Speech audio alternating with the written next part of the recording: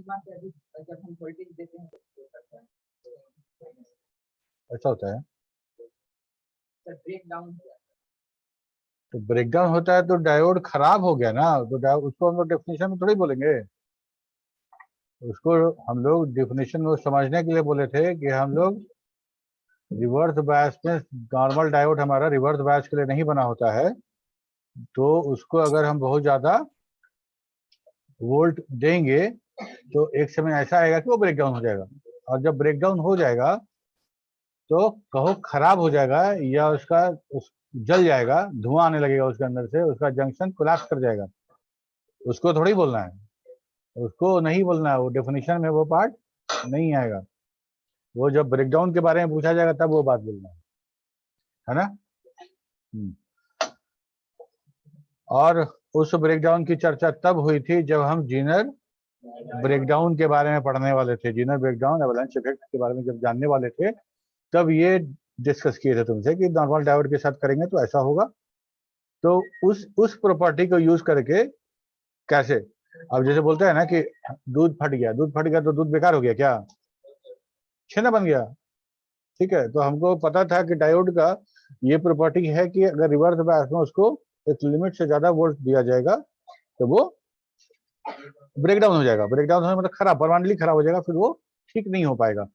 इसी प्रॉपर्टी को यूज करके जीनर साहब ने, जो फिजिसिस्ट थे, उन्होंने जीनर डायोड बना दिया। अच्छा, और तुम पीछे सबसे वो बैठ जा तुम, हाँ तुम ही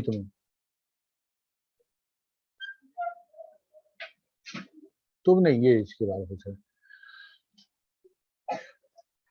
रेजिस्टेंस टोटल कितना बैंड का होता है? How many total bands are there in the resistance?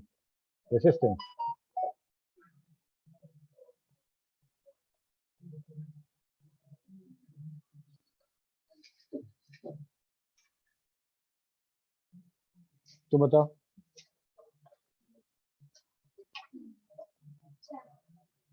4 band का होता है।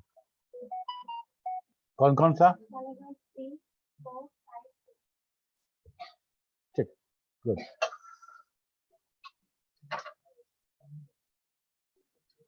बैठ जाओ।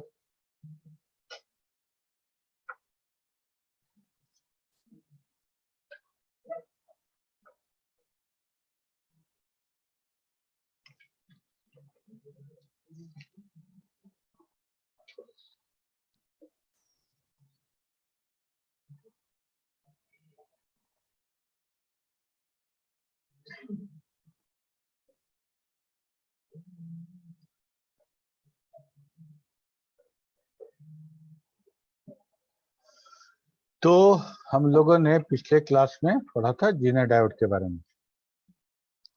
क्या था, कुछ याद है तो बताओ, क्या पढ़े थे हम लोग?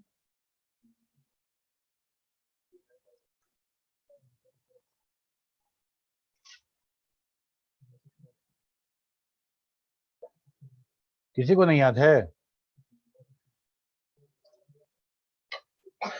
अच्छा, जीनर डायोड का डोपिंग लेवल नॉर्मल डायोड से ज्यादा था या कम था? That is highly doped, highly doped था। ठीक, तो जीनर डायोड हमारा नॉर्मल डायोड से हाईली डोप्ड था, और नॉर्मल डायोड के अंदर जो एवलांच इफेक्ट आता था उस इफेक्ट से जीनर डायोड खराब नहीं हुआ। जीनर डायोड को इस तरह से फैब्रिकेट किया गया, इस तरह से मैन्युफैक्चर किया गया है कि रिवर्स बायस में ही इससे काम लेना है हमको रिवर्स बायस में इसको ऑपरेट कराना है, और फॉरवर्ड बायस में नॉर्मल डायोड की तरह काम करेगा। फॉरवर्ड बायस में ये नॉर्मल डायोड की तरह काम करेगा, और रिवर्स बायस में ये जीनर डायोड हो जाएगा।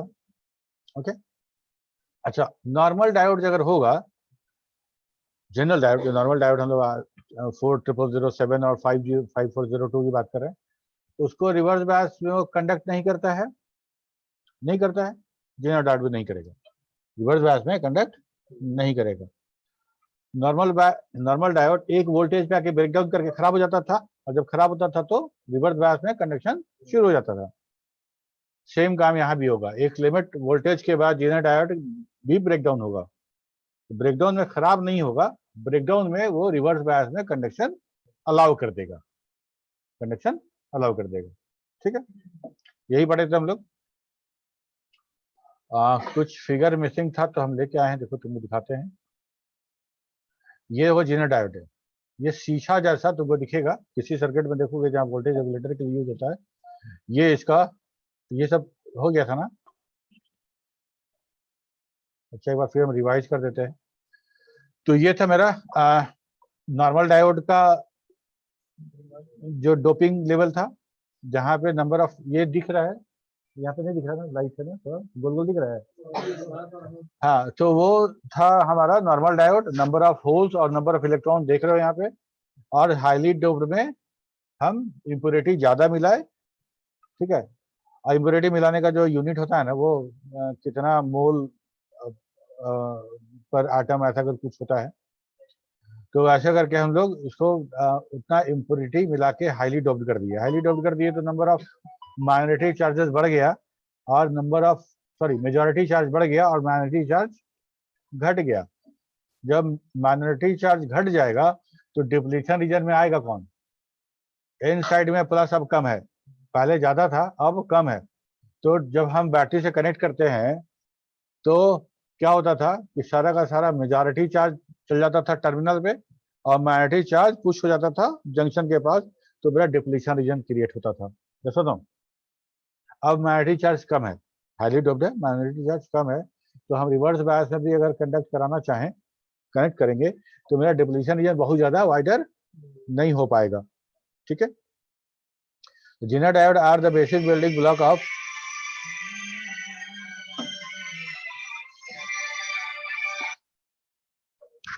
good morning sir. Yes sir, VCIT.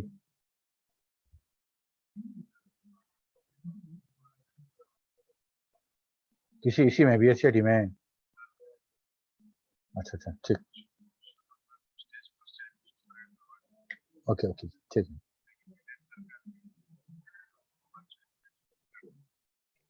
ठीक ठीक है।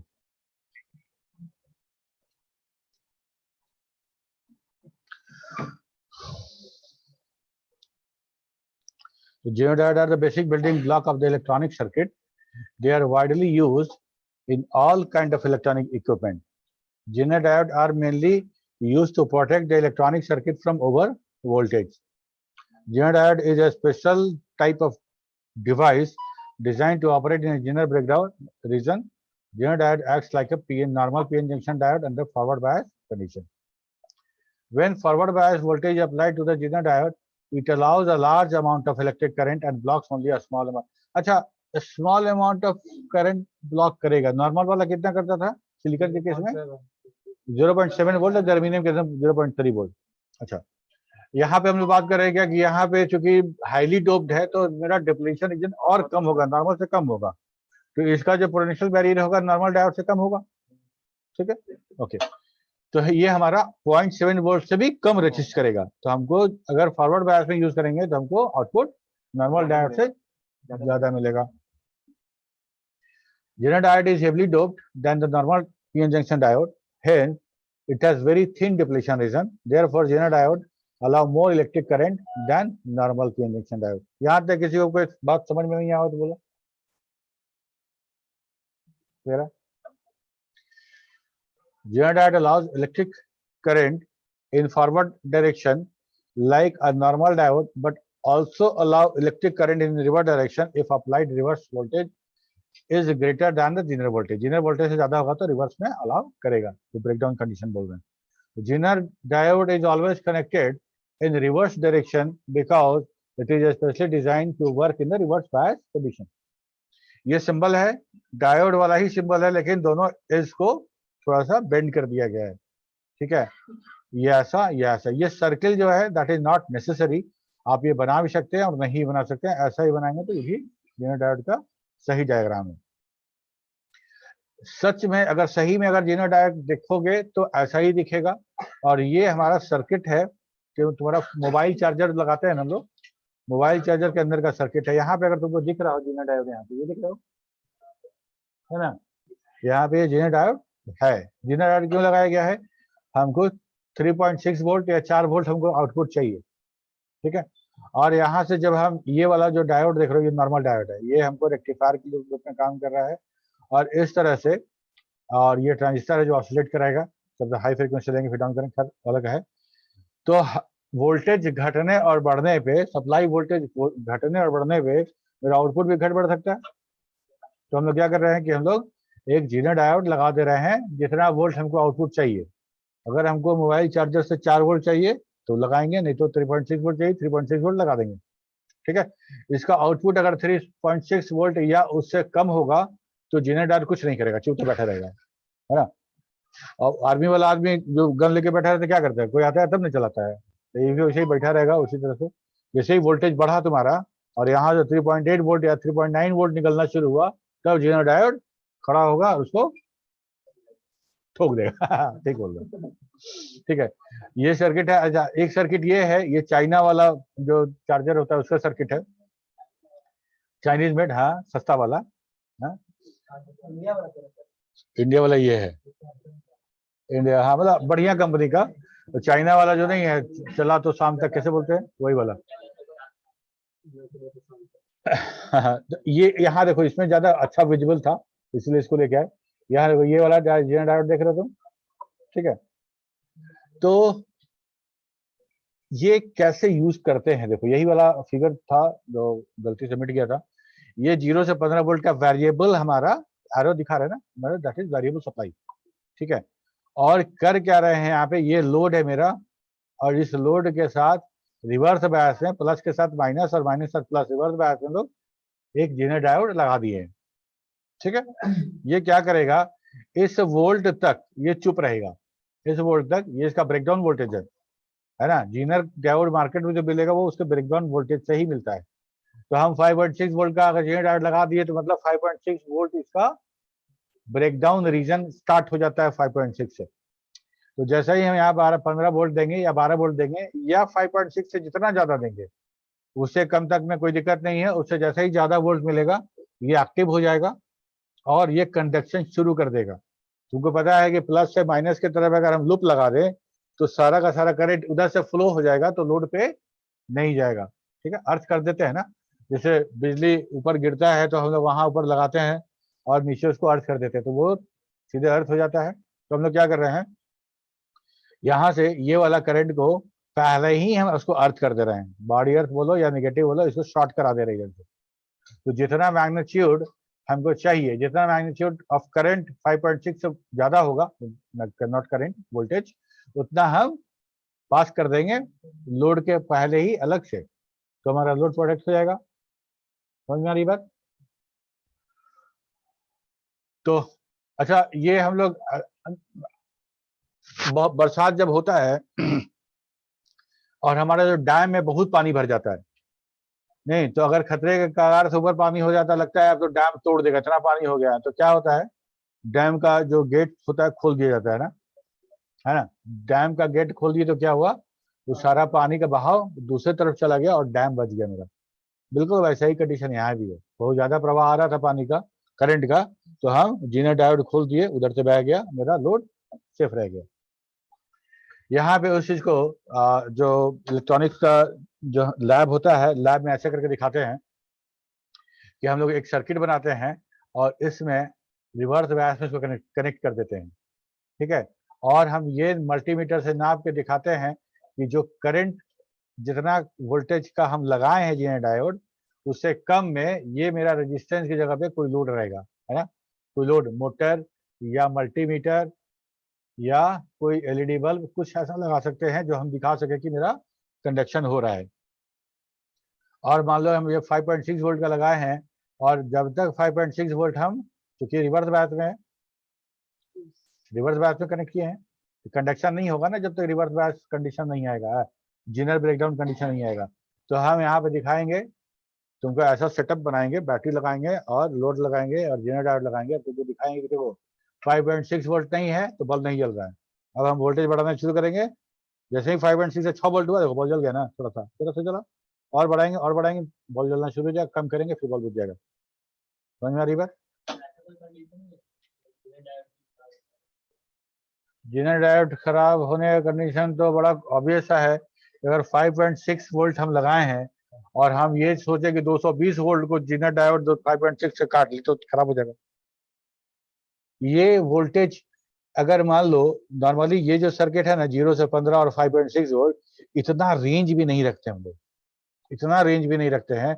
हमको अगर इसको 5.6 वोल्ट देना है तो हम स्टेप डाउन करके 6 वोल्ट के आसपास लेके आएंगे, ठीक है, 6 वोल्ट के आसपास लेके जाएंगे और तब वहां थोड़ा सा करेक्शन के लिए हम जीनर डायोड का यूज करेंगे, ताकि मेरा वोल्टेज अगर 6 है तो 4 5 से लेके 7 तक वेरिएशन आ सकता है उसमें, तो ये एडजस्ट कर देगा, है ना। 5.6 वोल्ट का लगाओ और सोचो कि 24 वोल्ट दे रहे हैं, आइए उसमें से 5.6 वोल्ट काट के दे दे, ऐसा नहीं होगा, ये भी खराब उस कंडीशन में हो जाएगा। तो उसको कैसे करेंगे, उसको भी करेंगे हम लोग जब हम रेक्टिफायर पढ़ेंगे तो उसमें तुमको बताएंगे कि कैसे हम लोग रेगुलेटर लगाते हैं, ठीक है। मेरे पास एक एम्पलीफायर है, स्टीरियो सिस्टम है, वो 24 वोल्ट पे चलता है, उसके अंदर मेरा ब्लूटूथ का एक मॉड्यूल लगा हुआ है, ब्लूटूथ का मॉड्यूल लगा हुआ है जो 5 वोल्ट पे चलता है और उसी 24 वोल्ट से इसको 5 वोल्ट दिया गया है, ठीक है, डायरेक्ट, बीच में कुछ लगाया गया है, ठीक है, एक तो आईसी होता था तो उसको लगा दिए और लगा के उसको रेगुलेट कर दिए, ठीक है। तो वो भी हम बताएंगे। अभी हम जीनर डायोड के बारे में देख ले, तो ये भी समझ लो कि जीनर डायोड एकमात्र रास्ता नहीं है वोल्टेज रेगुलेट करने का, ठीक है, ये सबसे पहले स्तर का रेगुलेटर है, ये सबसे पहले स्तर का रेगुलेटर है।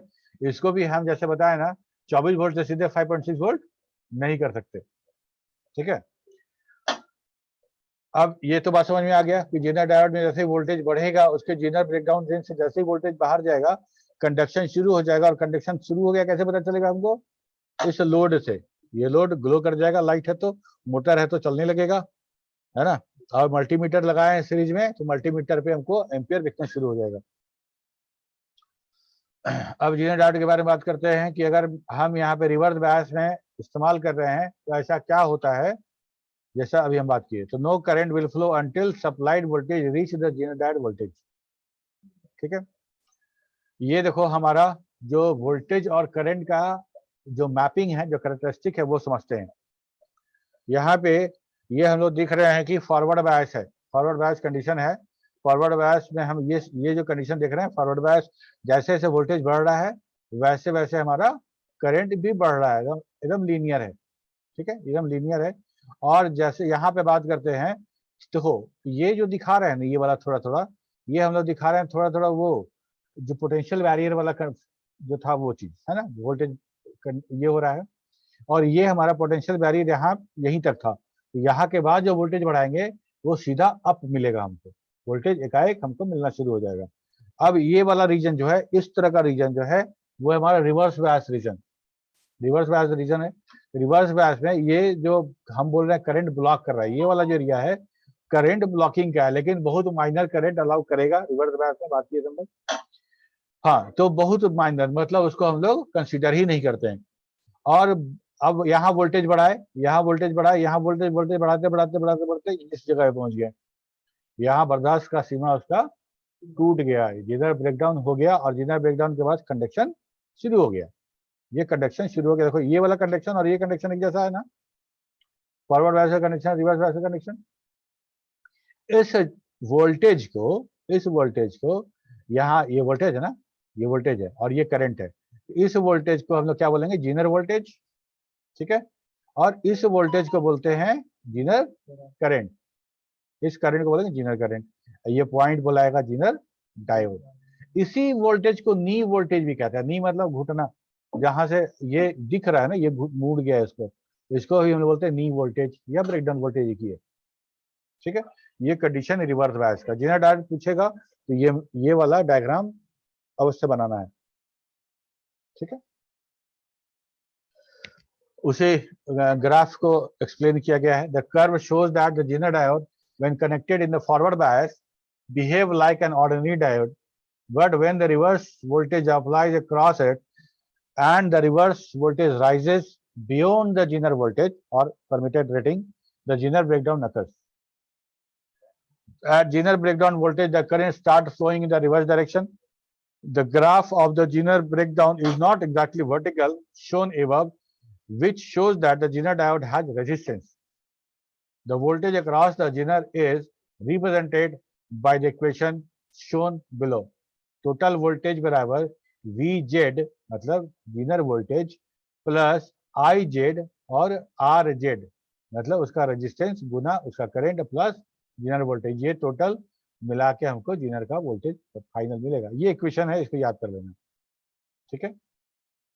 हम इसको ड्राइव नहीं कर रहे हम लोग, क्योंकि उतना डिटेल नहीं पढ़ना है। तो ये होगा VZ तो Zener वोल्टेज है ना, IZ Zener करंट और रिवर्स बायस में जो रेजिस्टेंस है वो, ये सब मिला के टोटल वोल्टेज हमको मिलेगा, ठीक है। जितना वोल्टेज सप्लाई करेंगे उतना नहीं मिलेगा, because there are some resistance.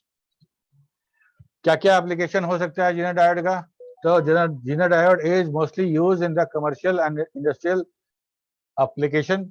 The following are the main application of the Zener diode. पहला है वोल्टेज स्टेबलाइजर, है ना, as a voltage stabiliser. The Zener diode is used for regulating the voltage. It provides the constant voltage from the fluctuating voltage source to the load, ठीक है। The Zener diode is connected in parallel across the load and maintain the constant voltage VZ and hence stabilize the voltage.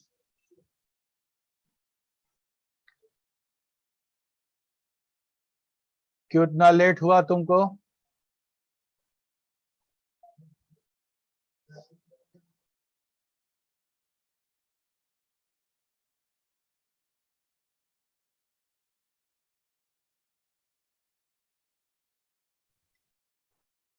ठीक है, आगे से ध्यान रखना।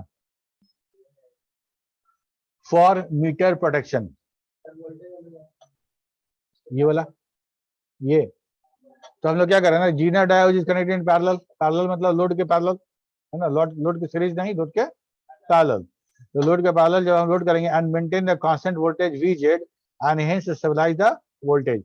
VZ मतलब Zener voltage, जो वोल्टेज मिल रहा है उसको स्टेबलाइज करके रखेगा, उसको बढ़ने नहीं देगा। जब बढ़ेगा तो Zener ब्रेकडाउन रेंज मिलेगा उसको, और रिवर्स बायस में कंडक्ट करके उसको कम कर देगा। यही तो ये समझे हम लोग, क्लियर है। Meter protection, the Zener diode is generally used in the multimeters for controlling. Multimeter में क्या है ना कि हर तरह का वोल्टेज हम लोग चेक करते हैं, हर तरह का वोल्टेज चेक करते हैं। उसमें हर वोल्टेज चेक करने के लिए अलग अलग पॉइंट बना होता है कि कौन सा वोल्टेज कितना रेंज में चेक करना है, तो कहाँ करिएगा। मिस्टेक होगा तो क्या होगा, मीटर जल सकता है। तो प्रोटेक्शन के लिए हम लोग जितना पॉइंट तुम देखते हो कनेक्ट करने के समय Zener डायोड लगा दिया अलग अलग, तो हमको पता चल गया कि वो उससे ज्यादा वोल्टेज वहां पे जाएगा तो ब्लॉक हो जाएगा, ठीक है। The Zener diode is generally used in a multimeter for controlling the movement of the meter against accidental overload. It is connected in parallel with the diode. When the overload occurs across the diode, most of the current pass through the diode, thus protect the meter from damage. समझ में आ रही बात? ठीक है, okay. Wave shaping, wave से क्या समझते हो? बताओ। वेव है ना, वेव, तरंग। हाँ, तो वेव शेपिंग वाले एप्लीकेशन में भी इसका इस्तेमाल किया जाता है। जब Zener diode use for the converting the sine wave into square wave. बड़ा सिंपल है। साइन वेव मतलब जो हम लोग साइन वेव बनाते हैं ना, बिल्कुल एसी का जो बनाते हैं, तो ऊपर टॉप जो है वो राउंड शेप में आता है, राउंड शेप में आता है। अगर उस राउंड शेप को अगर हम ऐसे कर दे, फ्लैट कर दे, यहाँ से बड़ा बड़ा होने के बाद यहाँ तक फ्लैट हो गया, यहाँ तक कंटिन्यूअस चला, फिर डाउन हो गया, है ना, फिर डाउन हुआ, तो इसको बोलेंगे स्क्वायर शेप, ठीक है। Inverter, square shape wave. तो जो एसी करंट हमारा होता है, जो एसी करंट होता है वो नॉर्मली साइन वेव का होता है। तुम कभी सुने होगे इन्वर्टर के बारे में कि साइन वेव इन्वर्टर अच्छा होता है। तो इन्वर्टर तुम देखोगे तो साइन वेव इन्वर्टर भी आएगा, स्क्वायर वेव इन्वर्टर भी आएगा। तो square wave is not good, because हमको जो ग्रिड से सप्लाई मिलता है वो साइन वेव मिलता है। तो जितने अप्लायंसेस हम लोग यूज करते हैं वो सारा का सारा मैन्युफैक्चर्ड हुआ है साइन वेव के लिए, ठीक है। तो हम लोग क्या करते हैं ना कि उतना डिटेल जाने की आवश्यकता नहीं है, लेकिन हम बात करेंगे वेव शेपिंग। तो अगर एक साइन वेव आ रहा है तो उसको किसी कारण से हमको शेप करना है, स्क्वायर वेव बना देना, तो क्या करना पड़ेगा? जो लीनियर डायोड उलट उलट के लगा देंगे, है ना, एक फॉरवर्ड बैच है एक, और दोनों को ऐसे करके लगा देंगे तो मेरा वो काम हो जाएगा। ठीक है, the diode is connected back to back and in a opposite direction. Other uses of Zener diodes are used in the switching operation. Zener diodes are used in the clipping and clamping circuit. हम लोग को सब पढ़ना है, last वाले unit में clipping and clamping भी है। Zener diodes are used in the various protection circuit. Zener diode में कोई इश्यू हो तो पूछो। स्टेबलाइजर में नहीं लगेगा। स्टेबलाइजर में कब लगेगा? स्टेबलाइजर के अंदर ऑटो कट स्टेबलाइजर होता था ना, ठीक है, ऑटो कट हो या ऑटोमेटिक हो, स्टेबलाइजर के अंदर एक छोटा सा सर्किट होता है जो वोल्टेज को रेगुलेट करने का काम आता है। एक तुम स्टेबलाइजर देखे होगे, पहले चलता था, उसमें रोटरी स्विच लगा होता था वोल्टेज बढ़ाने घटाने के लिए होता था। अब उसको हमको जब वोल्टेज कम या ज्यादा हो जाए तो हमको जाके उसको ऑपरेट करना पड़ता था मैनुअली, मैकेनिकल स्विच लेके। उसका था ऑटोमेटिक। ऑटोमेटिक जो फ्रिज में यूज करते हैं हम लोग, या मेन बिल्डिंग का यूज करते हैं, और आजकल टीवी में भी वैसा ही यूज होता है। उसमें क्या है ना कि वोल्टेज घटेगा बढ़ेगा तो उसके अंदर रिले लगा हुआ है, रिले कट कट आवाज करेगा और वोल्टेज तुम्हारा वही वाला स्विच ऑटोमेटिक हो जाएगा। आवाज सुनते होगे, सब ले जाएगा, वोल्टेज बढ़ा या घटा, क्लिक, एक आवाज क्या, क्लिक क्लिक, मतलब ये वाला घुमा देते हो वो घूम गया ऑटोमेटिक। तो वो रिले को हैंडल करने के लिए हमको क्या चाहिए? सर्किट चाहिए ना, है ना, सर्किट चाहिए। उस सर्किट को कुछ सप्लाई भी चाहिए होगा, उस सर्किट को कुछ सप्लाई भी चाहिए होगा, और वो सप्लाई मेरा वोल्टेज घटने बढ़ने से घट बढ़े नहीं घटे बढ़े, क्या हो? क्योंकि उसके अंदर कुछ ट्रांजिस्टर्स लगे होंगे, कुछ डायोड लगे होंगे, कुछ रेजिस्टेंस लगे होंगे, कैपेसिटर लगा होगा, वो वोल्टेज आगे पीछे होगा तो खराब हो सकता है। उस सर्किट में हम जेनर डायोड का यूज करेंगे। ठीक है, ऑटो कट वाला जो था, जो वोल्टेज बढ़ गया तो ऑटो कट हुआ, फिर आगे कब कर दीजिए तो फिर टीवी चालू हो गया। ठीक है, तो ऑटो कट के अंदर भी एक सर्किट लगता था। ठीक है, उसको सप्लाई करने के लिए 9 वोल्ट का अलग से ट्रांसफार्मर लगता था 909। तो 909 लगा कर सर्किट को सप्लाई करते थे, और मेरा वोल्टेज एसी तो वही है, कभी 180 कभी 260। तो उस दौरान मेरा 909 क्या करेगा? वो भी तो वोल्टेज फ्लक्चुएट करेगा ना। तो हमको वहां फिर एग्जैक्ट 9 वोल्ट कैसे हम देंगे? हमको वहां पे फिर जनरेटर चाहिए होगा। सब काम करने के बाद प्रोटेक्शन में हम लगाएंगे एक जिनर, ताकि एक्सीडेंटल कभी वोल्टेज हाई हो जाए तो मेरा उस सर्किट डैमेज नहीं हो, मेरा ट्रांजिस्टर बर्न आउट नहीं हो। क्लियर हो गया? ठीक है ना? तुम लोग बोलो, तुम लोग कुछ नहीं बोल रहे, तुम्हें समझ नहीं आ रहा है कि तुम समझ पा रही हो नहीं? नहीं समझ में आया तो एकदम बिंदास होकर पूछना है, कुछ संकोच नहीं करना है।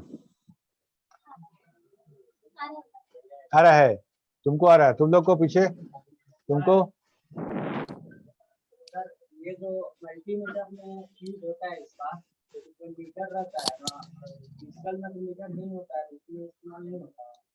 अच्छा देखो, बताओ, तो वहां पे जो डिजिटल मीटर है तो भी तो मीटर ही है ना, उसको भी तो करंट, मान लो अगर वो कुछ किसी चीज को हम टेस्ट कर रहे हैं और 12 वोल्ट दिखा रहा है, मतलब मीटर में 12 वोल्ट से हम सप्लाई दे रहे हैं ना, तब तो वो मेजर कर रहा है उसको। बात वही है, प्रोटेक्शन वहां भी चाहिए, प्रोटेक्शन वहां भी चाहिए। और ऐसा नहीं है कि डिजिटल है तो फ्यूज नहीं होगा, वो प्रोटेक्शन वहां भी चाहिए ना। तो हमको मान लो कि अभी हम एकाएक 220 वोल्टेज चेक करना है और मेरा जो लगा हुआ है पेन वो 12 वोल्ट पे लगा हुआ है, तो क्या होगा? टाटा फिक्स हो जाएगा। ठीक है, इसी तरह का एक्सीडेंटल सर्ज जो वोल्टेज में होता है ना, एक्सीडेंटल सर्ज एकाएक हाई, तो उसको रोकने के लिए हमारा ये काम करेगा, है ना। और भी ऐसा नहीं है कि लगा दिए हैं और लगा के छोड़े हुए हैं तो थोड़ी देर बाद पास कर, हो सकता है कि जेनर डायोड भी खराब हो जाए। ठीक है, पूछना था। मोगलाइजर जो होता ठीक है, है, मोगलाइजर, ऑक्सीजन वाले मोगलाइजर जो देने वाले, उसमें जो रेगुलेटर उसमें भी रहता। फिर से पूछो, क्या बोले? स्टेबलाइजर नहीं सर, मोगलाइजर तुम्हारा आवाज टूट रहा है। निमोलाइजर देने के लिए भाप लेने वाला जो निमोलाइजर होता है वो क्या? Yes sir, yes sir. अच्छा, नेबुलाइजर, हाँ, उसका क्या होता है? सर जो रेगुलेटर उसमें भी जीना डायोड का अथी रहता है। हम खोल के तो नहीं देखे हैं उस कि हम क्या बोले, देखो हेलो, एक सुन लो, म्यूट करो। क्या बोले ना कि वोल्टेज रेगुलेट करने का एकमात्र साधन ये नहीं है ना, ये सबसे लोएस्ट लेवल का साधन है। सबसे लोएस्ट लेवल का साधन ये है कि हम वोल्टेज को कैसे रेगुलेट करें। ठीक है, तुम लोग देखे हम इसके बाद बताया ना 7805। ठीक है, उसके बाद तुम देखते होगे कि SMPS लगा होता है कंप्यूटर में, स्विच मेड पावर सप्लाई। ये भी क्या है? ये भी तो रेगुलेटर है ना, ये भी रेगुलेटर है। तो जितना ज्यादा सोफिस्टिकेटेड सर्किट और महंगा सर्किट, जिसको जितना सोफिस्टिकेटेड सप्लाई चाहिए, उतना ही हम पावर को स्विच करेंगे, उतना ही पावर को ज्यादा स्टेबलाइज करेंगे। ठीक है, अगर वो सर्किट जो तुम जिस बात कर रहे हो, नेबुलाइजर के अंदर एक्चुअली जानते हो उसके अंदर एक मोटर होता है ना, वो मोटर होता है, तुम लोग वो देखे हो फिश टैंक में रखा रहता है जो पंप करता है पानी, ऑक्सीजन यस गोला सर, छोड़ता है। Yes sir. ठीक है, उसके अंदर एक मोटर है और वो सिर्फ अप डाउन करेगा, और उसके साथ एक जोड़ देते हैं हम लोग कुछ बीपी मशीन जो जांच करने वाला है, उसमें भी हवा उसी से भरते हैं। और शादी वादी में जो बैलून फुलाता है देखते हो ना, उसके अंदर भी वही मोटर लगा होता है। और वो मोटर इतना सोफिस्टिकेटेड नहीं है कि उसको हम लोग वोल्टेज उसको हम इतना मैनेज करके दें। ठीक है, तो मेरे हिसाब say that is not required in that circuit, but I am not sure, अभी खोल के देखे नहीं है, लेकिन जो सर नॉलेज है उसके मोगलाइजर हिसाब में से वोल्टेज मोगलाइजर में देना पड़ता है, रोक उसका कम करके देना। वोल्टेज तुम्हारा वोल्टेज सही नहीं पहुंच रहा है, मतलब आवाज। ठीक है, तो हम लोग तो समझ गए ना, अब सर्किट वाइज तो हम लोग नहीं डिस्कस कर सकते हैं। ठीक है, लेकिन समझ में आ गया कि जीनर डायोड कैसे यूज होता है और क्यों यूज होता है और कैसे बना होता है, ये भी पता चल गया।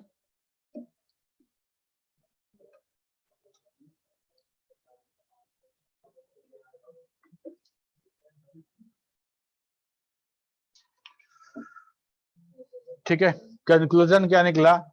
when the voltage applied across the terminal is less than the Zener voltage in reverse bias, the diode offer a high resistive path to the current, and the input voltage applied across the diode appear at the output terminal. When the voltage rises beyond the Zener voltage, they offer a low resistance and large current and low resistance path and large current flow through the diode, due to which the heavy voltage drop occurs across the resistance and input wave cut off at the peak. Thus, the square wave appear across the output terminal. ठीक है, output terminal में जब हमको square wave कब मिलेगा? जब दो diode को यूज करेंगे। यहाँ जो हम लोग देख रहे थे ना, पैरेलल में लगाए थे, तो एक उल्टा लगा दो, एक सीधा लगा दो, दोनों को लगा दोगे तो हमको जो आउटपुट में मिलेगा वो स्क्वायर वेव मिलेगा। Advantage: power dissipation capacity is very high, high accuracy, size is very small, at is very low cost. Power dissipate करने का उसका जो कैपेसिटी है दैट इज वेरी हाई, बहुत पावर डिसिपेटेड कर सकता है। डिसिपेट मतलब पास करना, उसको अलाउ कर देना। ठीक है, ओके।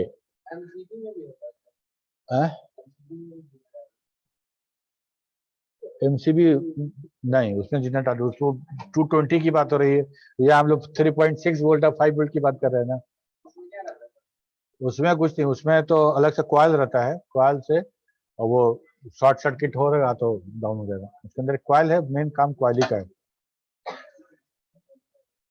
टनल डायोड नेक्स्ट है हम लोग का, टनल डायोड। ये सारा का सारा हम लोग जो टॉपिक डिस्कस कर रहे हैं वो है स्पेशल टाइप ऑफ डायोड, उसी में हम लोग डिस्कस कर रहे हैं।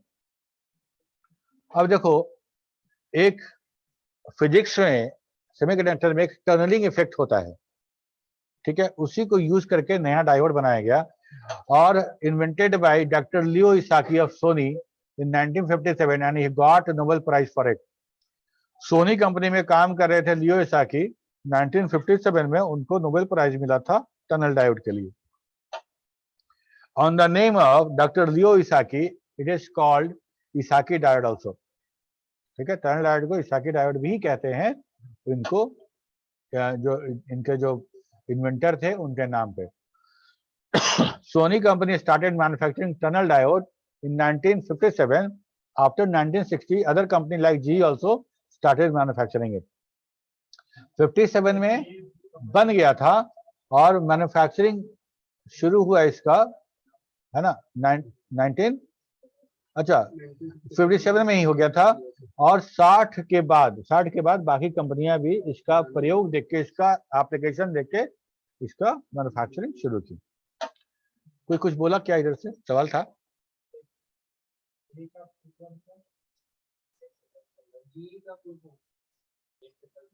जी, जनरल इलेक्ट्रिक. ये general electric. Tunnel diode is heavily doped PN junction diode. These diodes are made from germanium, gallium arsenide and gallium antimonide. यहाँ पे टनल डायोड में हम लोग सिलिकॉन यूज नहीं कर रहे हैं. हम लोग क्या यूज कर रहे हैं? आइदर जर्मेनियम और गैलियम आर्सेनाइड और gallium antimonide. Tunnel diode is a semiconductor with a special characteristic of negative resistance. Tunneling is an effect that is caused by the quantum mechanical effect. When electrons pass through a potential barrier, it can be visualized in very basic terms by them tunneling through the energy barrier. इसको पढ़ ले, फिर हम तुमको tunnelling बताएंगे क्या है. By negative resistance, we mean that when voltage is increased, the current through it decreases. Highly doped and its doping density is about 1000 times greater than the ordinary junction diode. Tunnel diode has fast switching characteristics. It uses designing logical memory devices, microwave application, radio receiver, radioactive application etc. Logical memory devices मतलब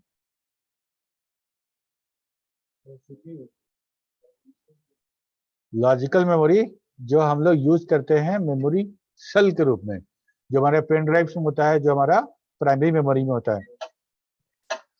Okay, because it is highly doped, so depletion region is very thin. In normal PN junction diode, the free electron in N region needs energy greater than potential barrier to diffuse in P region. But in tunnel diode, because of very thin layer, electrons with very less energy than potential barrier also diffuse in P region. This is called tunnel effect. Tunnel मतलब क्या होता है? Tunnel मतलब कि अगर यहाँ पे border बना हुआ है, बॉर्डर के हम नहीं जा सकते हैं, मेरे पास वीजा नहीं है या कागज पत्र नहीं है तो नहीं जा सकते हैं. ठीक है, तो क्या गलत तरीके से टनल के माध्यम से जा सकते हैं? जा सकते हैं, वहां कोई रोक टोक नहीं करेगा. इसीलिए इसको टनलिंग इफेक्ट बोला गया है कि चूंकि highly 1000 times more doping level is 1000 times more than normal that. तो यहाँ पे प्लस और माइनस दोनों साइड बहुत ज्यादा, मतलब मेजॉरिटी जो चार्जेस हैं दोनों तरफ बहुत ज्यादा है. और हमारा एक तो ऐसे ही जर्मेनियम के केस में हमारा 0.3 वोल्ट होता है और वो भी हाईली डोप. ठीक है, तो हमारा जो पोटेंशियल बैरियर बहुत कम होगा. पोटेंशियल बैरियर इतना कम होगा कि बगैर उस पोटेंशियल बैरियर तक पहुंचे हुए हमारा इलेक्ट्रॉन जंप कर जाएगा एन से पी की तरफ. ठीक है, ये प्रयोग में इसाकी जो थे उनको मिला था कि हाईली डोप्ड अगर सेमीकंडक्टर हम ले रहे हैं और उसमें जो हमारा पोटेंशियल बैरियर है उस बैरियर तक का पोटेंशियल हम नहीं दे रहे हैं, उससे कम पोटेंशियल बैरियर दे रहे हैं, उससे कम पोटेंशियल हम दे रहे हैं, फिर भी कंडक्शन थोड़ा सा देखने को मिल रहा है, तो इस पर रिसर्च हो गया कि कैसे हो रहा है. भाई पोटेंशियल बैरियर को तो ओवरलैप करेंगे तभी तो जाएगा मेरा, लेकिन यहाँ पे ये हो रहा था. तो बाद में जो इसको पढ़ा गया तो यहाँ देखे क्या कि जो क्वांटम मैकेनिकल इफेक्ट जो है वो उसमें इस बात को एक्सप्लेन किया गया था. ठीक है, क्वांटम मैकेनिकल इफेक्ट में ये टनलिंग इफेक्ट की चर्चा है कि उसमें इसको एक्सप्लेन कैसे किए कि क्या होता है कि जब थोड़ा सा भी हम पोटेंशियल देते हैं तो ऑटोमेटिक ये तो पक्का है ना कि एक इलेक्ट्रॉन जितना एनर्जी होल्ड करता है उससे ज्यादा एनर्जी हम दे रहे हैं उसको। तो जो रैंडम मोशन जो है इलेक्ट्रॉन का, जो रैंडम मोशन जो इलेक्ट्रॉन का, उस मोशन में वो निकल जाता है उस मोमेंटम के कारण। इलेक्ट्रॉन के अंदर मास है, पता है, उसके अंदर वेलोसिटी है, मोमेंटम क्रिएट हो रहा है, और उस मोमेंटम से वो जो बहुत बारीक जो डिप्लेशन रीजन बन रहा है मेरा, विदाउट हैविंग सफिशिएंट पोटेंशियल, वो क्रॉस कर जा रहा है। ठीक है,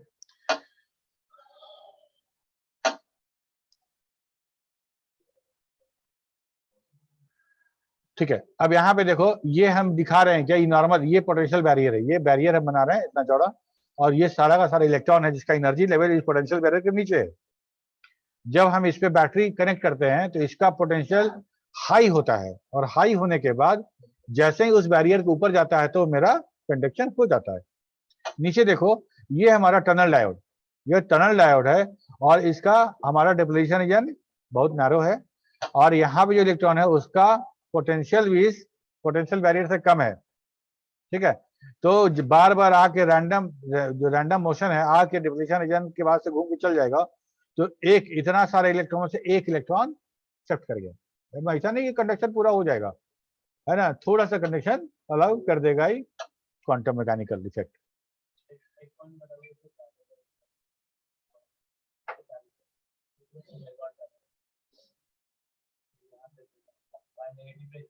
हाँ, आ रहे हैं वहीं पे, आ रहे हैं वहीं पे। ठीक है, यहाँ पे देखो, ये हम लोग बात कर रहे हैं understanding the energy band of the normal P injection diode. ये एनर्जी बैंड है दोनों का, पी इंजेक्शन का, और हमारा दो बैंड होता है, conduction band and balance band. ठीक है, दो बैंड है, conduction band and balance band. यहाँ पे हो क्या रहा है, यहाँ पे जब हम एनर्जी बैंड की बात कर रहे हैं तो ये मैग्नेटिक चार्ज है जो लो एनर्जी लेवल पे है, और ये मेजॉरिटी चार्ज है जो हाई लेवल पे है। हमको इसी के थ्रू हमको कंडक्शन कराना है।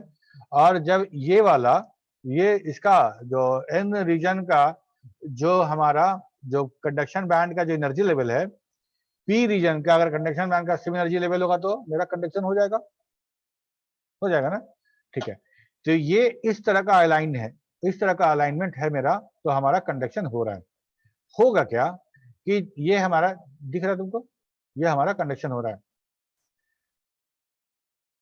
ओके, तो अब क्या हो रहा है कि जैसे as the electrons move from the n region to p region, the n region loses the negative charges and p region loses the positive charges. It will increase that depletion region. ठीक है, तो अब जो depletion region है ना, उसको हम लोग ऐसे थोड़ा सा टिल्ट करके 3D में दिखाने की कोशिश कर रहे हैं।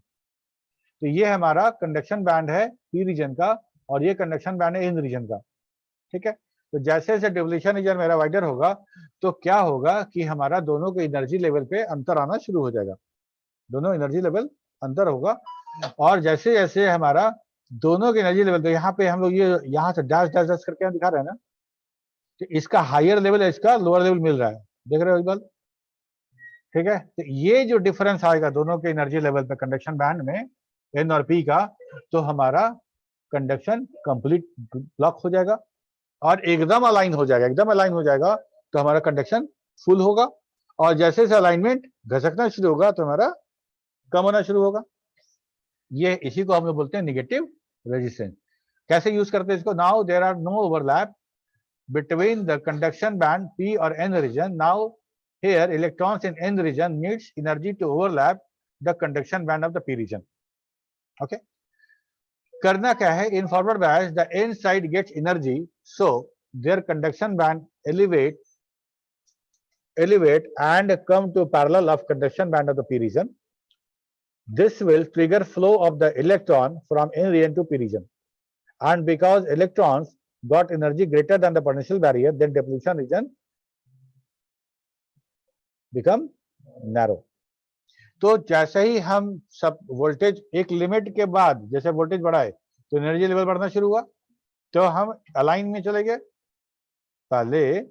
पहले लोअर था, जैसे ही कनेक्ट किए तो बढ़ना शुरू हुआ, थोड़ा सा पोटेंशियल दिए तो एनर्जी थोड़ा हाई हुआ, तो अलाइनमेंट हुआ, तो थोड़ा सा वोल्टेज पास हुआ, और वोल्टेज दिए तो और अलाइन हो गया, ठीक है, कंडक्शन बैंड, और ऊपर गया एनर्जी लेवल और अच्छा से होने लगा, और थोड़ा सा दिए तो और थोड़ा ऊपर चला गया, तो अब मिसमैच होना शुरू हो गया। जैसे ही थोड़ा सा मिसमैच हुआ तो वोल्टेज ड्रॉप हो गया। हम वोल्टेज तो बढ़ा रहे हैं ना, वोल्टेज बढ़ाए पहले तो वोल्टेज बढ़ा, लेकिन एक के बाद फिर और ऊपर गया तो अलाइनमेंट होना शुरू हो गया तो वोल्टेज ड्रॉप हो गया। एक बार वोल्टेज बढ़ाते बढ़ाते एकदम कंप्लीट नो ओवरलैपिंग होगा, नो ओवरलैपिंग होगा तो मेरा करंट बंद हो जाएगा। लेकिन हम अगर बोले कि अभी तक तो हम लोग ये देखे थे कि डायोड में अगर करंट बढ़ाना शुरू करेंगे, जैसे से बढ़ाएंगे वैसे से बढ़ेगा, है ना। Block after blocking the potential barrier current हमको आउटपुट मिलना शुरू होगा। यहाँ क्या हो रहा है, बढ़ाना शुरू कर रहे हैं तो बढ़ना शुरू हो रहा है एक लिमिट तक, उसके बाद फिर घटना शुरू हो जा रहा है और कंप्लीट ब्लॉक हो जा रहा है, और फिर हम घटा रहे हैं एनर्जी लेवल। तो हम जैसे ही वोल्टेज घटा रहे हैं तो एनर्जी लेवल घटा रहे हैं, तो जैसे एनर्जी लेवल घटा रहे हैं तो वो जो conduction band of the n region है वो घटते घटते नीचे तक आ रहा है। नीचे जैसे ही यहाँ कंडक्शन बैंड मैच कर जाएगा दोनों का एनर्जी लेवल कंडक्शन हो जाएगा। तो नेगेटिव रेजिस्टेंस मतलब कि वोल्टेज बढ़ाए तो घट जाए और घटाए तो बढ़ जाए, है ना।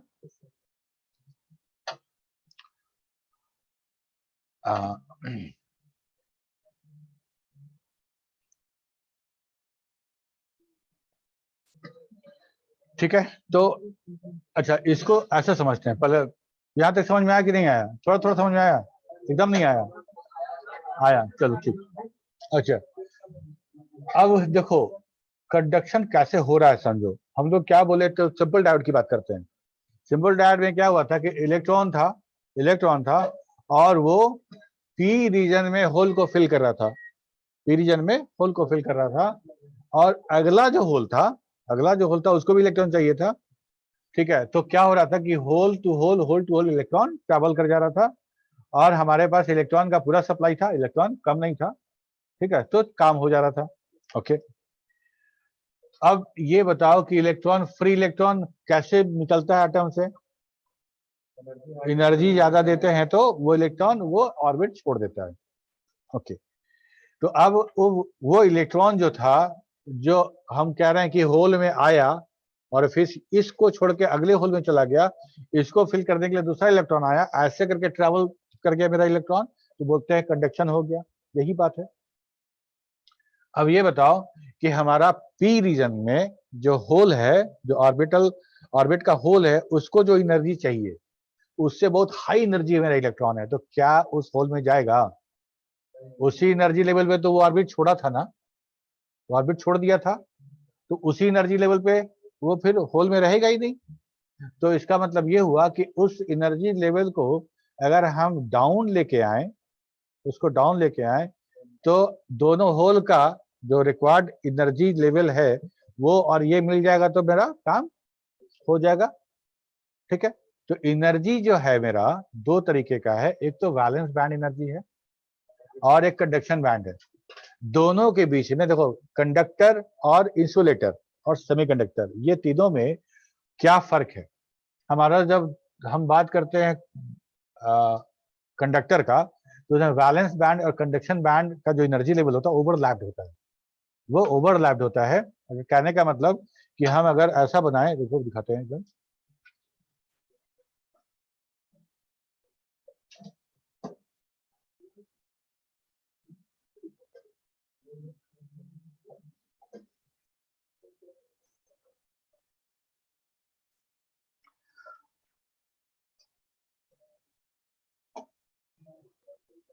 ये हमारा कंडक्शन बैंड का एनर्जी लेवल मतलब ऐसे बता रहे हैं, तो वो एनर्जी लेवल बता रहे हैं। और एक और एनर्जी लेवल हम ऐसा देखते हैं कि ये एनर्जी लेवल है मेरा वैलेंस बैंड का।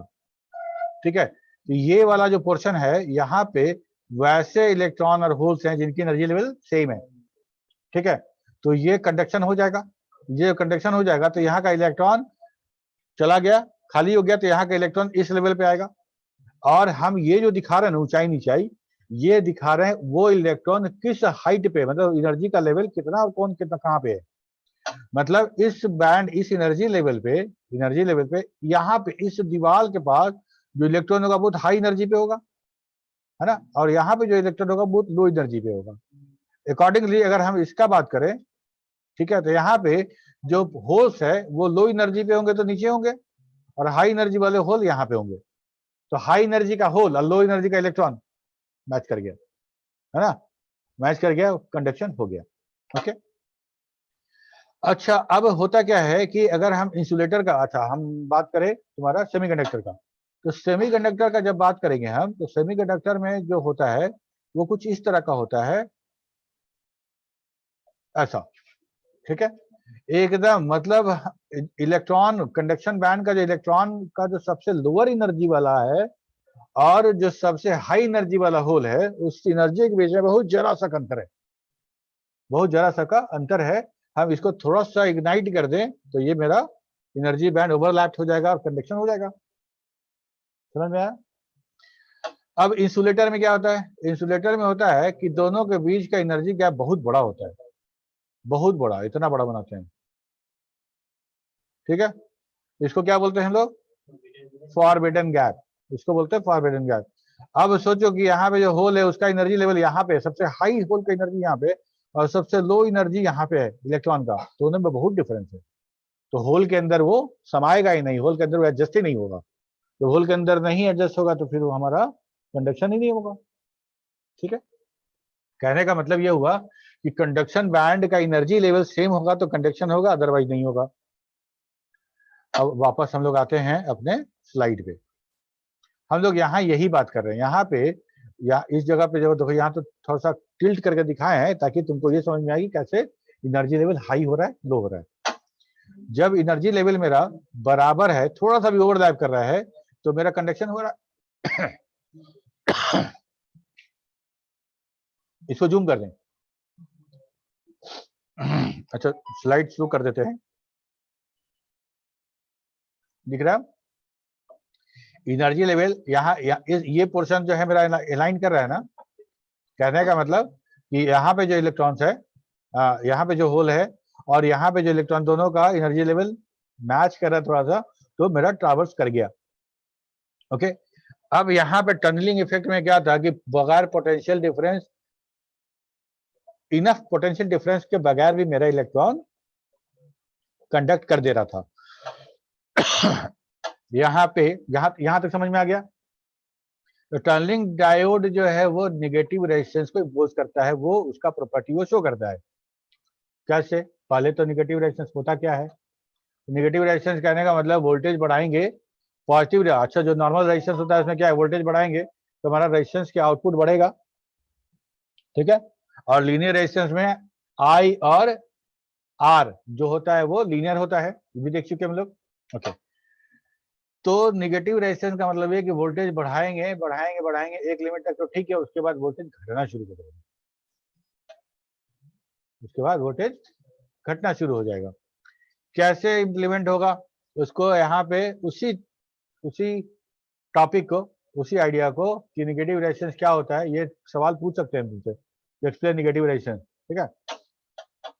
तो ये होता कैसे है, ये होता कैसे है, तो उसको दिखाने के लिए बनाया गया कि जब हम एनर्जी इसको कंडक्ट कराते हैं तब हमारा क्या होता है, एनर्जी लेवल बढ़ना शुरू होता है इन रीजन का, और इन रीजन का जब एनर्जी बैटरी से पुश कर रहा है इसके अंदर इलेक्ट्रॉन, है ना, जब पुश करे इलेक्ट्रॉन तो जितना इलेक्ट्रॉन आया सब हाई एनर्जी का हो गया, तो हमारा जो कंडक्शन बैंड एनर्जी लेवल उसका हाई होना शुरू हुआ, हाई होना शुरू हुआ। और जब तक हमारा ओवरलैप्ड कंडीशन में है, मतलब एक भी कंडक्शन बैंड का पी साइड का लोएस्ट एनर्जी वाला और हाईएस्ट एनर्जी वाला मेरे लोएस्ट एनर्जी के पास है तब भी कंडक्शन हो रहा है, और हम ऐसे हो गए तब भी हो रहा है कंडक्शन, लेकिन तब नहीं होगा जब ओवरलैपिंग एकदम नहीं होगा, है ना। कंडक्शन बैंड का एन साइड का सबसे लोएस्ट एनर्जी वाला इलेक्ट्रॉन से भी लोएस्ट एनर्जी अगर है conduction band of P side, तो मेरा कंडक्शन नहीं होगा। अब क्या करें, अब वोल्टेज बढ़ाएं या घटाएं? वोल्टेज बढ़ाएंगे तो और बढ़ेगा, तो गैप और बढ़ता चला जाएगा। तो अब वोल्टेज घटाना शुरू करेंगे तो हमारा एनर्जी लेवल फिर कम होना शुरू होगा, और कम होते होते जैसे ही कंडक्शन बैंड दोनों ओवरलैप्ड होगा, हो जाएगा। आधा घटा देंगे, ज्यादा घटा देंगे तो फिर इधर लाइन हो जाएगा ना, नहीं समझे? पाइप में पाइप को कसना है, ठीक है, पाइप में पाइप को कसना है, या पाइप से पाइप को पानी डालना है, तो पाइप का मुंह अगर ऐसे रहेगा तभी थोड़ा थोड़ा पानी जाएगा, बाकी नीचे गिर जाएगा। नीचे गिरेगा उसको नहीं ध्यान देना। थोड़ा ऐसे है तभी पानी जा रहा है थोड़ा सा, और ऊपर है तभी पानी जा रहा है, बीच में पूरा जा रहा है। देखिए एकदम ऐसे कर दोगे तो एकदम पानी नहीं जाएगा, ठीक है। तो एनर्जी लेवल थोड़ा सा भी अलाइन होगा, थोड़ा सा भी होगा तो थोड़ा सा करंट जाएगा। एनर्जी लेवल जितना ज्यादा होगा, जितना ज्यादा ओवरलैप्ड होगा उतना करंट का फ्लो होगा, है ना। ठीक है, एक और डायग्राम है इसको समझने के लिए। देखो हमारा एन टाइप और पी टाइप, ये हमारा इलेक्ट्रॉन है, ठीक है, वैलेंस वाला। ये कंडक्शन है, ये वैलेंस वाला है।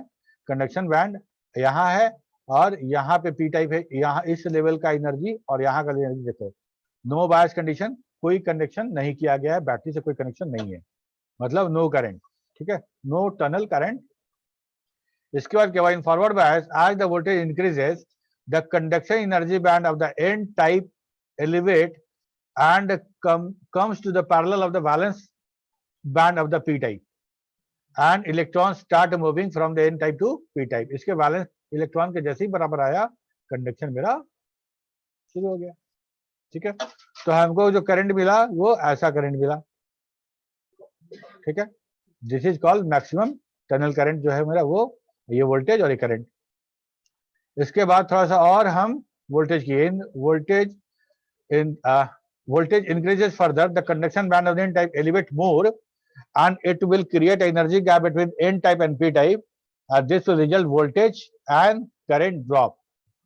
इसको यहां से उठाते उठाते उठाते उठाते इसके ऊपर लेके चले गए एनर्जी लेवल पे, है ना।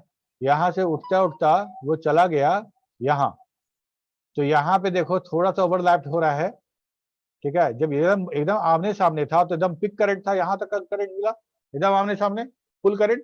तो उसको ऊपर फिर और हम एनर्जी देंगे और सप्लाई बढ़ाएंगे वोल्टेज, तो और एलिवेट होगा। जैसे से एलिवेट होता चला जाएगा वैसे एकदम कंप्लीटली ऊपर हो जाएगा। देखो यहाँ ये है मेरा valence band, energy valence band, energy of the valence band, sorry conduction band of the n type, और एनर्जी लेवल है पी टाइप का वैलेंस बैंड का, एकदम अंतर है। तो यहाँ पे कंडक्शन होगा कि नहीं होगा, नहीं होगा। If voltage increases further, then the output voltage and current may drop to zero. Again, in voltage decreases, it will again conduct current. तो ऐसा वाला हमको मिलेगा।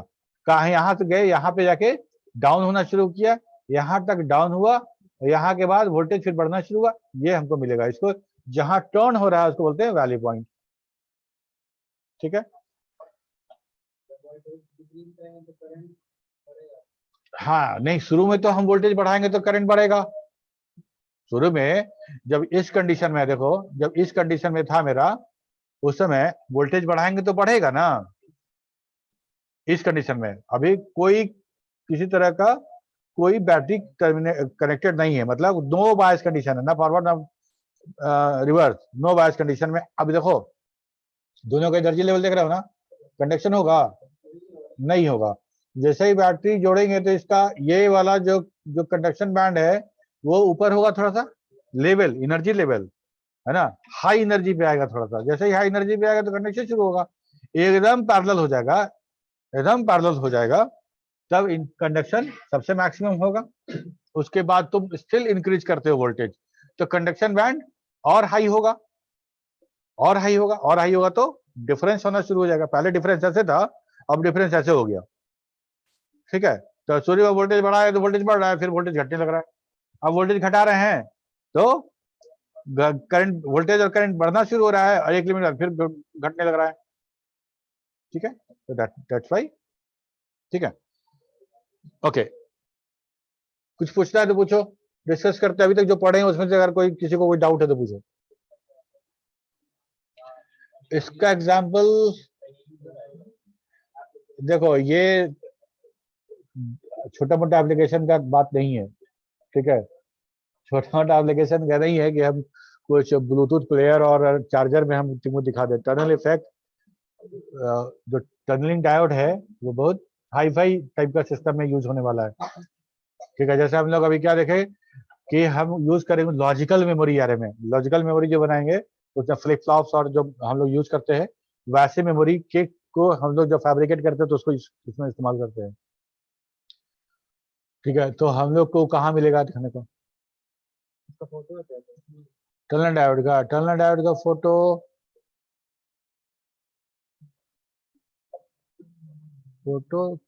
हमें लगता है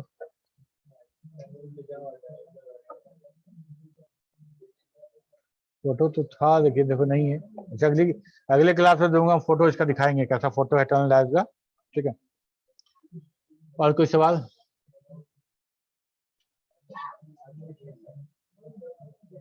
पीछे कोई डाउट है तो क्लियर कर दो, क्योंकि हम लोग अब अगले मंडे को हम लोग रख रहे हैं टेस्ट, मार्की होगा अगले मंडे को, इसीलिए जो डाउट्स हो क्लियर करते चलो।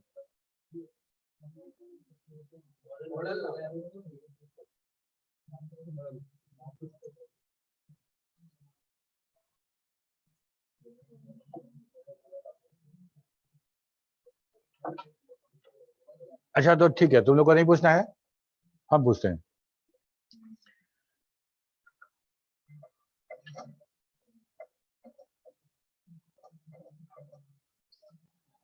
तुम बताओ, इंडक्टर को डिफाइन करो और टाइप्स ऑफ इंडक्टर के बारे में बताओ।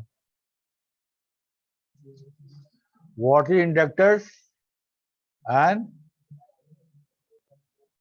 टाइप ऑफ इंडक्टर्स, दोनों को एक्सप्लेन करो। तो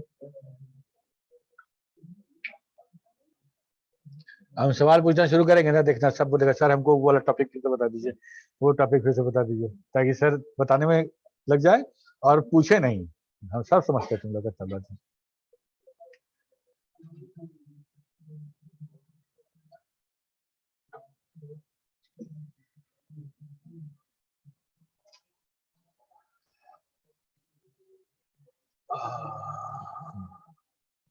तुम बताओ, लीनियर और नॉन लीनियर रेजिस्टेंस में क्या अंतर है? स्टैंड अप, खड़ा होकर बताओ। लीनियर एंड नॉन लीनियर नहीं याद है, ऐसे काम चलेगा? तुम बताओ सबसे पीछे।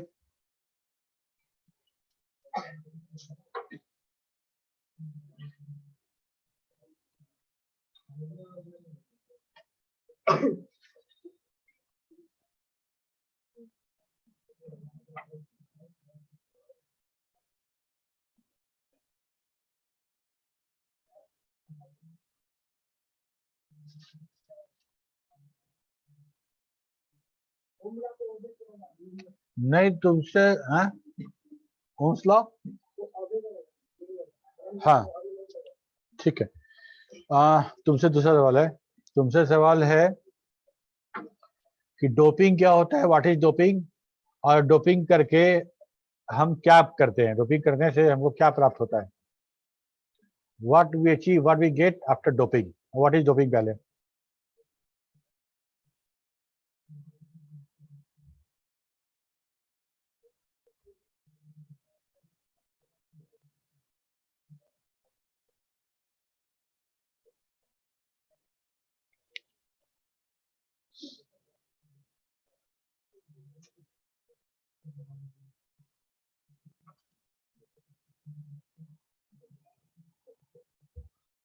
तुम बताओ, इंट्रिंसिक और एक्सट्रिंसिक सेमीकंडक्टर क्या होता है?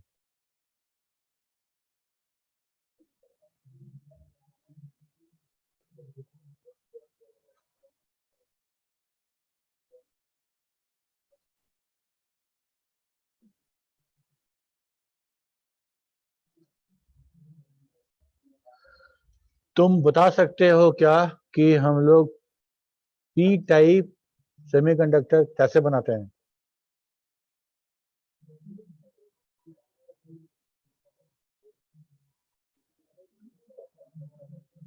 पी टाइप सेमीकंडक्टर कैसे बनाते हैं? ये कितना आसान आसान क्वेश्चन पूछ रहे हैं, तो पूछने के बाद लग रहा है ना कि इसमें तो सब लोग एक साथ जवाब दे देगा, पूरा एकदम मछली बाजार बन जाएगा, लेकिन एक जवाब नहीं आ रहा है, आश्चर्य का बात है।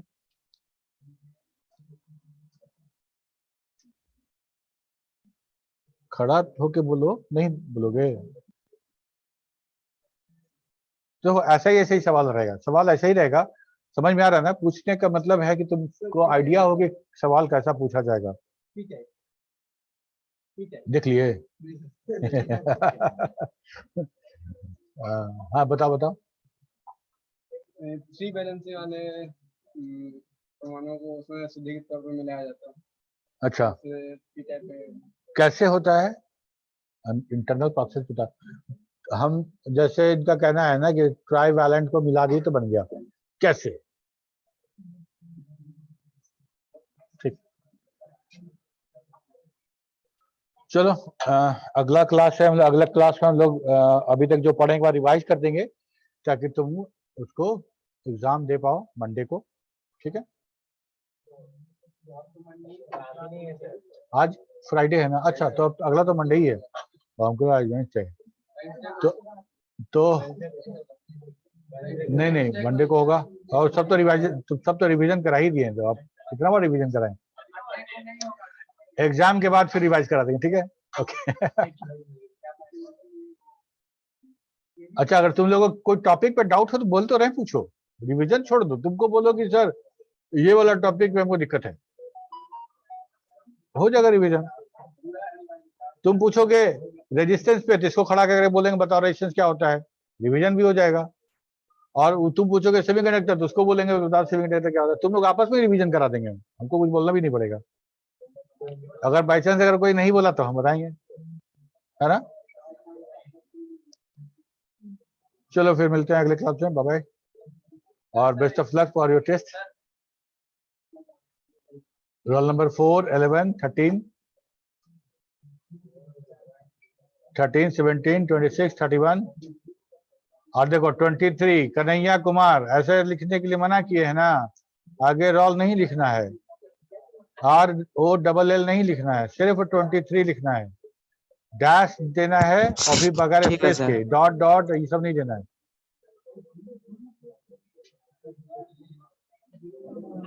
हो गया 23।